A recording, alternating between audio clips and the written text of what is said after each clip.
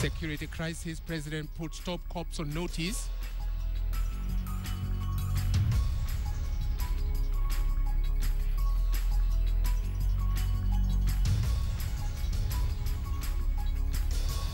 Security crisis, President puts top cops on notice.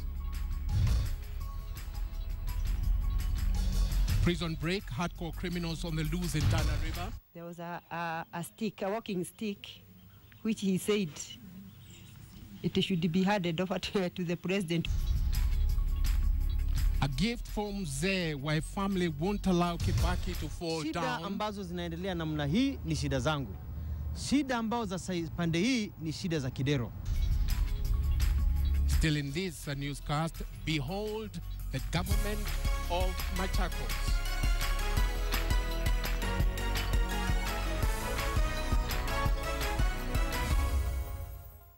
So nice to have you with us. Good evening. It's Thursday, May 16th. I'm Joroge Mwaura. This is KTN Prime. The Ethics and Anti-Corruption Commission says the process of shortlisting candidates for the principal secretary position in government was not above board. The commission's vice chairperson, Irene Keino, says the commission received numerous complaints that the shortlisting process was not free, fair, and transparent. Last week on Friday, the Public Service Commission recommended to President Uhuru Kenyatta a list of 66 people to select as nominees for the positions of principal secretaries. The Ethics and Anti-Corruption Commission says it had received complaints that qualified and competent applicants for the position of principal secretary were not shortlisted for unknown reasons.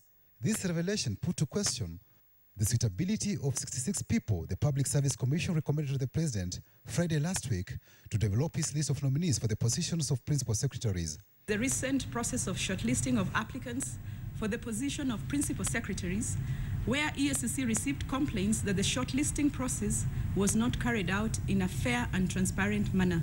The 66 candidates whose names have not been made public were picked from a list of 155 shortlisted candidates following a 10-day interview. The Public Service Commission blocked the media from covering the vetting process, despite having run an advertisement saying interviews would be done in public. Neither the media nor public knew how the interviews were conducted and whether candidates were grilled on public complaints touching on their integrity. You hear the question that somebody was asked yesterday. Definitely will go and kind of prepare, and you have kind of a competitive advantage. That is not also giving equity and fairness to the candidates. Professor Kobe's protective approach was in sharp contrast with the Judicial Service Commission and the National Police Service Commission, which held interviews for shortlisted candidates in public. The Anti-Corruption Commission says since principal secretaries will be accounting officers in their respective ministries, the process of selecting and appointing them must be above reproach. Patrick Amimo, KTN. Now that story leads us to a big question tonight. We are asking you, do you think the government is keen on fighting corruption in public offices? Now send your yes or no responses, of course, with brief comments to the number 8040. We'll be looking forward to that. And we'll sample your views during the newscast and, of course, give you the poll results right at the end of this newscast. Now, President Uhuru Kenyatta has put the country's security chiefs on notice that they must stop the wave of insecurity sweeping across the country. President Kenyatta has met security chiefs and sought an assurance that insecurity was not becoming unmanageable. The president took charge as fear spread that the terror attacks in Bungoma and Busia could be spreading to other neighboring counties. We hear more from KTN's Aaron Ochieng. Less than 2 months as the country's chief executive and the magnitude of the job President Uhuru Kenyatta asked Kenyans to give him begins to set in. Insecurity is President Uhuru's nightmare.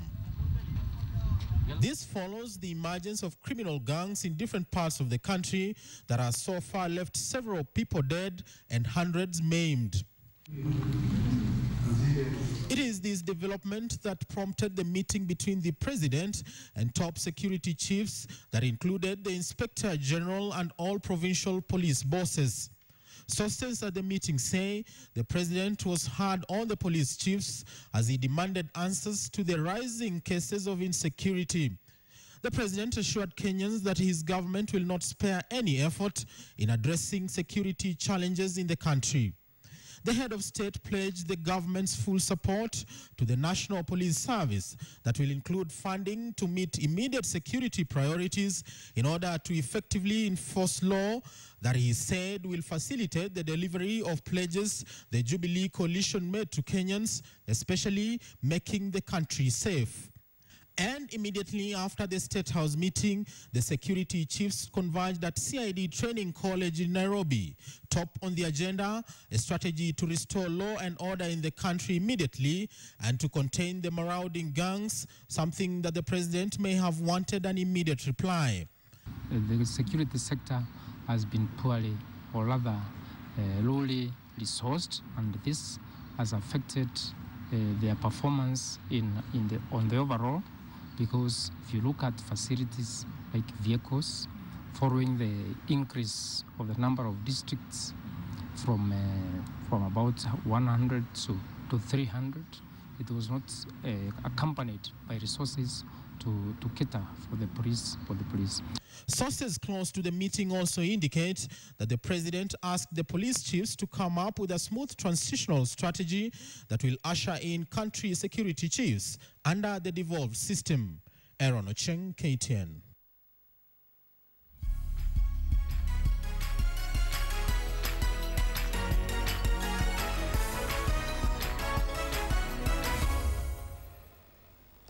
Now, reports that a shadowy politician could be responsible for the mayhem in Western Kenya is disturbing, to say the least.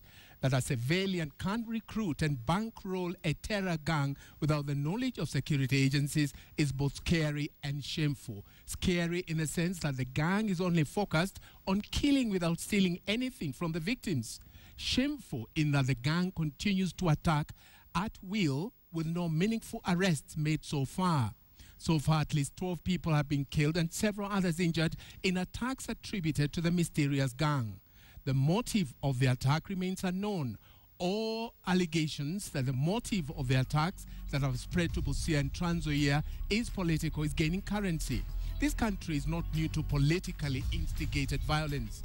The land clashes of the 90s and the post-election violence of 2007 and 2008 are well-documented events and still very fresh in the minds of many Kenyans. President Uhuru Kenyatta has read the Riot Act to the country's top security chiefs. Mr. President, this notebook urges you to walk the tough talk. Such tough talk is not new, of course, but Kenyans trust you can do it. And that's the notebook tonight.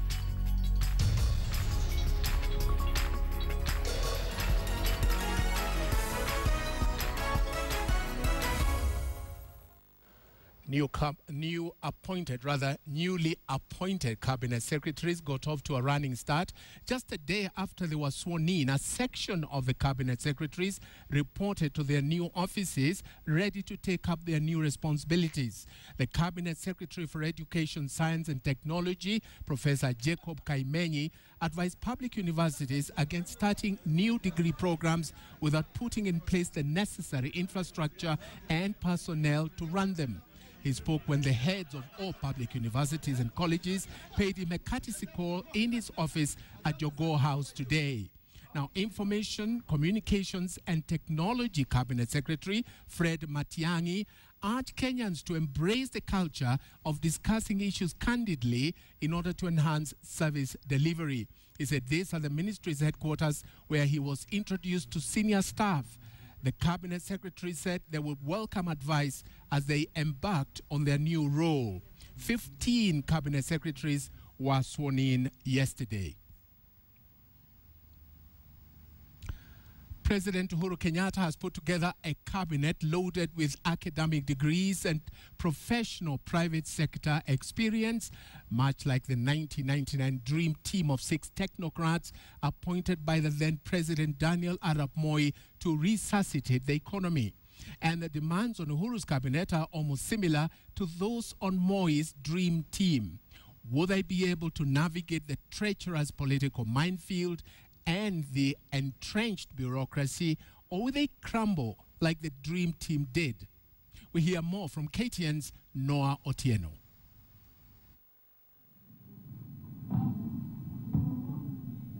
At the height of intense political pressure and demands for economic reform from the international community, the then President Daniel Arap Moi agreed to constitute a small team of technocrats to appease the donor community and unlock donor funding. Dr. Richard Leakey was called from the Kenya Wildlife Service and told to headhunt the team from the private sector, now commonly known as the Dream Team. Leakey was made head of civil service and secretary to the cabinet, while former Kenya Commercial Bank CEO Martin Otieno was made the permanent secretary for finance. Kenya Airways Chief Titus Naikuni took the PS docket in transport and communications. Professor Shem Migot Adola came from the World Bank to be PS of agriculture. Professor Wilfred Mwangi took the PS docket in energy, while Mwangazi Mwachofi became financial secretary as Kitili Mbadi took the investment secretary slot. In Martin Otieno's biography titled Beyond the Shadows of My Dream, Dr. Leakey is quoted as saying he went for individuals with no political interests and with clean professional records. Martin Otieno spoke to KTN's Yvonne Okwara in the show Sunrise Live soon after the launch of the book. What I really took away from there was that with the right level of discipline, of commitment, of focus, and of support, we can truly transform our country. But the Dream Team, appointed in July 1999, met a powerful cabal of government officials who fought their every attempt to institute radical reforms in ministries and parastatals. Professor Migota Dola is quoted saying that there were people right from within Treasury who were hostile to reform and to the Finance Permanent Secretary Martin Otieno. Professor Adola says that things looked simple from outside, but hostility festered from within government, and they all knew they would be sacked in a matter of months due to the fight back from the supporters of the status quo. Went in, folded our sleeves, did what we did, and obviously there's different schools of thoughts. Some people think we did a great job, some people think we did a lousy job, some people think we did nothing. Within 2 years, on March 27, 2001, half of the Dream Team, including Dr. Leakey, Martin Otieno, Titus Naikuni, and Kitili Mbadi, was sacked. Noah Otieno, KTN Prime. Now, who is a friend? Well, that can be defined in various ways, but what gift would you give to a long-time friend? Well, for a friend of retired President Mwai Kibaki, a walking stick is the gift he wanted his family to give to the retired president. Joseph Mwangi Thoita passed on yesterday, and his family is now contemplating how to fulfill his wishes. In Gashami area of Othaya, Nyeri County, family, friends and relatives are mourning the death of Joseph Mwangi Thoita. The 86-year-old, who is said to have been suffering from cancer, died on Wednesday. But he was not your ordinary village octogenarian. The retired teacher turned businessman was a former classmate and longtime friend of retired President Mwai Kibaki. Kibaki was behind him. He was younger in age, and he assisted him in various activities, washing his clothes, and they shared so many jokes. On Wednesday last week, Thoita was watching the Requiem Mass for the late Makueni Senator Mutula Kilonzo when he saw his friend Mwai Kibaki trip and almost fall. Perhaps concerned about his friend, he gave a directive to his children. Fili alienda akahafana kama ana slide kidogo. Iko bokora alisema kama atakuja masishi yake apewe. He died exactly a week after giving the directive to have the walking stick given to Kibaki. Burial plans are underway, and his family is hoping that retired President Mwai Kibaki will attend his friend's burial to enable them fulfill one of his last wishes. Rita Tinina, KTN. Now, 6 hardcore criminals who escaped from Gamba police station early this morning are still on the run. An operation to nab them, which had focused on Kilifi, has now been expanded to neighboring counties. A contingent of GSU officers, together with administration police officers, has been deployed to set up roadblocks on the main highways in a bid to arrest the prisoners. 5 of the fugitives are believed to have been involved in the killing of 38 people, among them 9 police officers in Kilelengwani area of Tana River County last year. Police have interrogated the guards who are manning the prison cells following reports that the fugitives had access to the cell keys since there was no sign of jailbreak during the 3 a.m. incident. The fugitives, who had already been charged with murder, were in remand when they escaped. We are investigating the circumstances which led to their escape, but already we've launched a manhunt because there are people, we know where they stay, circumstances under which the remandees escaped. Officers are on the ground, and until they give us the report, we may not speculate because it's unusual. It's time to hear our big question this evening. Do you think the government is keen on fighting corruption in public offices? If you haven't sent in your yes or no response, it's time to do it now. Send them to 8040. Of course, we want you to give us your brief comment about what you think. And of course, we'll be sampling your views during this newscast and the poll results at the end of this bulletin. We take a short break now. We'll be back with more. Stay tuned to KTN Prime. KTN Business Today. KTN's Adelaide Changole puts into perspective whether or not we need tax incentives. Also to come, Kenya Tourism Board has just one plea for the government: adequate funding. Join me, Joy Doreen Vera, on this edition of KTN Business Today.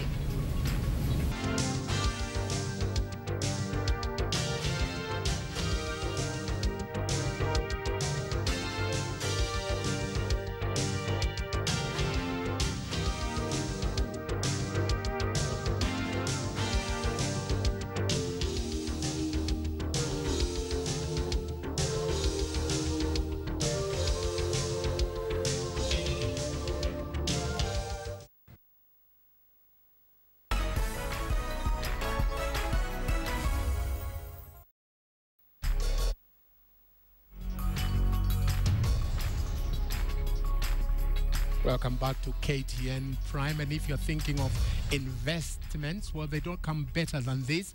Invest in Machakos County and get free land. Oh yes, it's the latest incentive by Machakos Governor Alfred Mutua as he seeks to lead the most successful county in the country. An ambitious Mutua has also acquired vehicles for all 10 members of his county executive committee. Let's hear more from KTN's Asha Mwilu.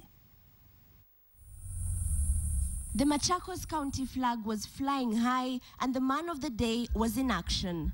Governor Alfred Mutua is taking devolution to the next level, going as far as putting up a billboard to prove so. Shida ambazo zinaendelea namna hii, shida ambazo za pande hii ni shida za Kidero. And that is just the tip of the iceberg. Governor Mutua has purchased vehicles for all the ministers in his county executive committee. While other governors are complaining of little funding from the national government, Mutua's county appears to be the most stable financially. They are allocated 10 million for the governor to buy a vehicle. My reasoning is this: why can't I, as a governor, buy a car for 1.5 or 2 million?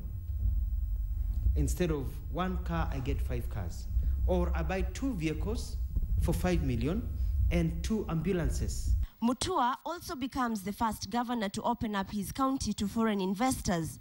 In fact, he is offering free land to any investor ready to do business in Machakos County.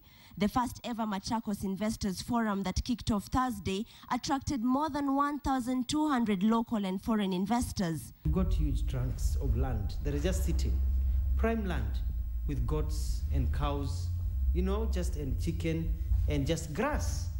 It's just land sitting. And we're thinking, why should land that belongs to the county just sit?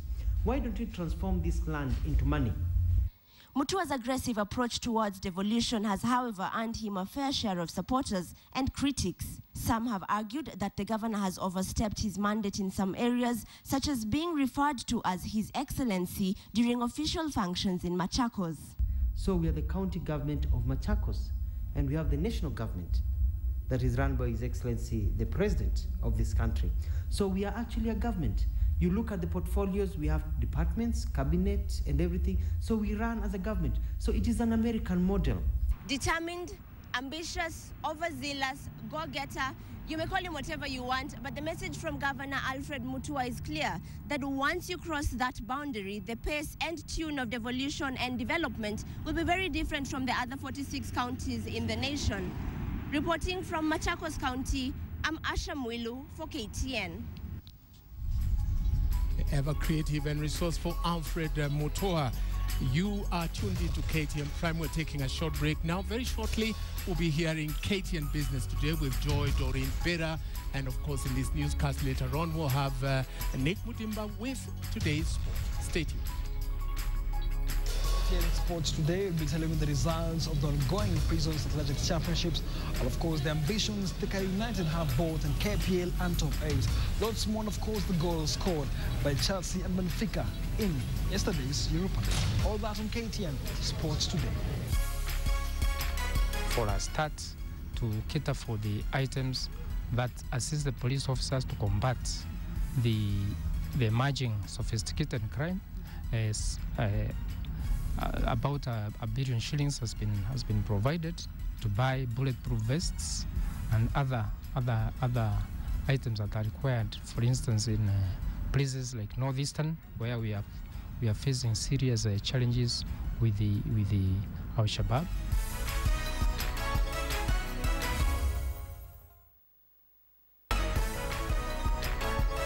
Here now is Mashirima Kapombe with this week's edition of The Frontier.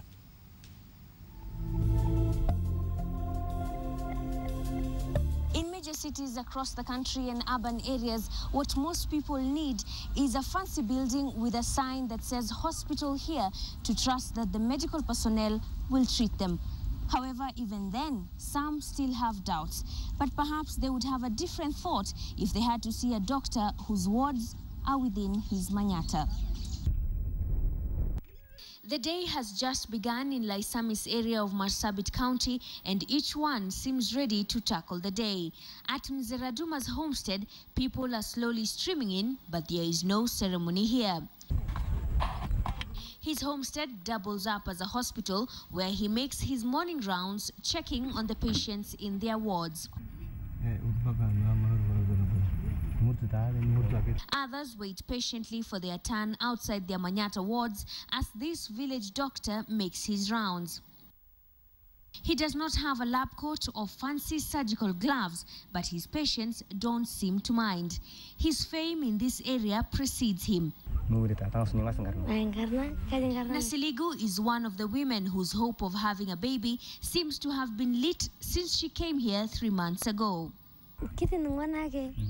Nasema kuna hata wamama walikuwa shida kama yake, hawakuwa wanaweza kupata mimba kuama kuzaa, na wakaleta huko na saizi wamezaa na wamekaa vizuri.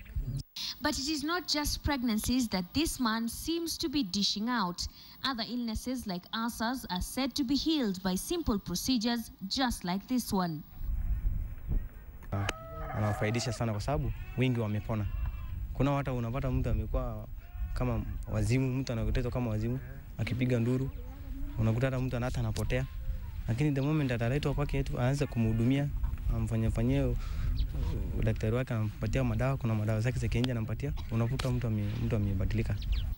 Mzeraduma claims his patients are from all over the district of Marsabit, perhaps owing to the distance to the nearest dispensary, which is reported to be over 100 kilometers away. Others, however, say they just wouldn't trust anyone else with their illnesses. Community, wanamtrust sana. Even others are not going into hospitals. Mzeraduma has several wards within his compound, all of them built out of the need to keep the patients close for monitoring their progress. And here, every patient has his own private ward, and his hospital even has separate wings. Zile za mwisho ambaye ziko mbali, hiyo ni Awarani peke yake. Wanakuwa kando, ambaye anasema hata ukijaribu kuangalia ziko kando. Na hizi zingine ni za kina mama pamoja na wazee na watoto. The patients are treated, they eat and even live here for months. And even without the right papers or complicated prescriptions that need to be taken to a pharmacy, Raduma is never short of patients. Kwa upande ya matibabu sina ile haraka ya kuharakisha, yani mgonjwa kuambia nilipe saa hizi ama afanye nini ama siwezi tibu kabla haja nilipa, kitu kama hiyo hakuna. And until the modern dispensaries are brought closer to the people in this area, this black powder wrapped in a piece of polythene will continue to be just what the doctor ordered in Kenya's most expansive county.